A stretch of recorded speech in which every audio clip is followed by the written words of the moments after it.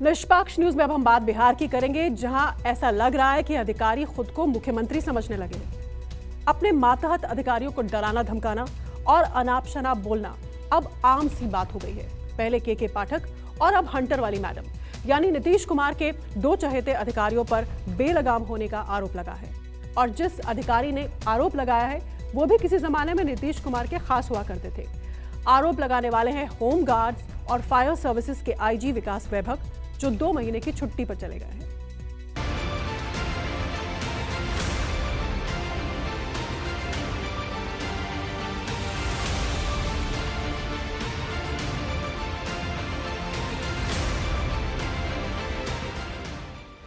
भट्टी साहब डीजीपी बने तो कह रहे थे कि अपराधियों को जी भर दौड़ा। लगता है अधिकारी समझ बैठे अधिकारियों को दौड़ा, बस दौड़ाने लगे। अब डंडा तो उठा नहीं सकते, वरना वो भी लेकर मारने बैठ जाते। बिहार के बेलगाम अधिकारियों की कथा अनंत है और इसे समझने के लिए बस इतना जानिए कि पहले बिहार में बात बात पर कट्टा निकल जाया करते थे, अब कट्टा निकालने वालों का कैरेक्टर बदल गया है। इस कैरेक्टर में कोई और घुस आया है। एक अधिकारी खुद को प्राइम मिनिस्टर समझता है, दूसरा अधिकारी खुद को नीतीश कुमार से कम नहीं समझता है और तीसरा अधिकारी सारे तुर्रम खां का बॉस बन जाता है। मतलब बिहार में अधिकारी काम कम भौकाल ज्यादा टाइट करने में लगे हैं।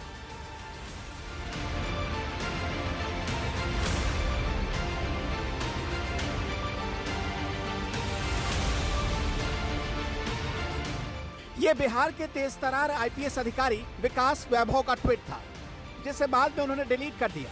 लिखते हैं, मुझे आईजी होमगार्ड और फायर सर्विसेज का दायित्व 18 अक्टूबर 2022 को सौंपा गया और तब से सभी 9 दायित्वों के निर्वहन हेतु हर संभव प्रयास कर रहा हूं। प्रतिदिन तब से अनावश्यक डीजी मैडम के मुख से गालियां ही सुन रहा हूं, परंतु यात्री मन आज वास्तव में द्रवित है। बीच में इस पूरे मामले के रिकॉर्ड में भी होने की बात कही है।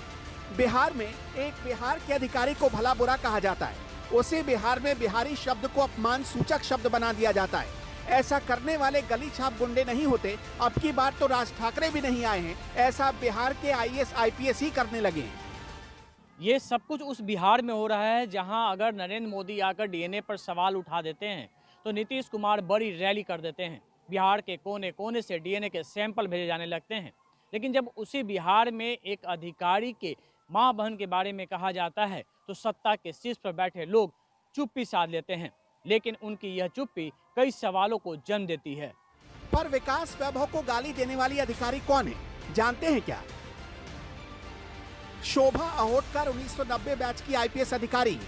22 साल की उम्र में ही शोभा अहोटकर पुलिस की नौकरी में आ गई और सुर्खियों में आई। शोभा अहोटकर पटना की सिटी एसपी भी रह चुकी है। शोभा अहोटकर के पिता बलराम अहोटकर हैदराबाद में एक्साइज कमिश्नर भी रह चुके हैं। संयुक्त बिहार में शोभा अहोटकर की तैनाती देवघर जिले में होती थी। उस समय वहां मंदिर में दर्शन करने जाने वाली महिलाओं के साथ रेप होता था। इस मामले में जो भी अपराधी पकड़े जाते थे उनकी जमकर पिटाई होती थी। तभी उनका नाम पड़ गया हंटर वाली मैडम। 2021 में जब शोभा अहोटकर को बिहार का डीजी होमगार्ड बनाया गया था तो हंटर वाली मैडम के नाम से मशहूर शोभा अहोटकर ने एक लंबा चौड़ा भाषण दिया था। उन्होंने कहा था कि अनुशासन सबसे ज़रूरी है। लेकिन आज उसी हंटर वाली मैडम पर अनुशासन पर हंटर चलाने के आरोप लग रहे हैं।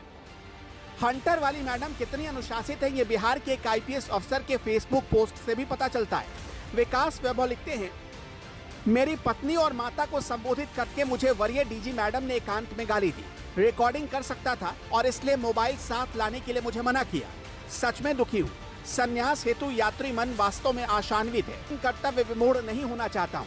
भयानक रूप से द्रवित हूँ। सब माया है। ऐसे अपमान के लिए सर्वशक्तिमान से प्रार्थनारत हूँ।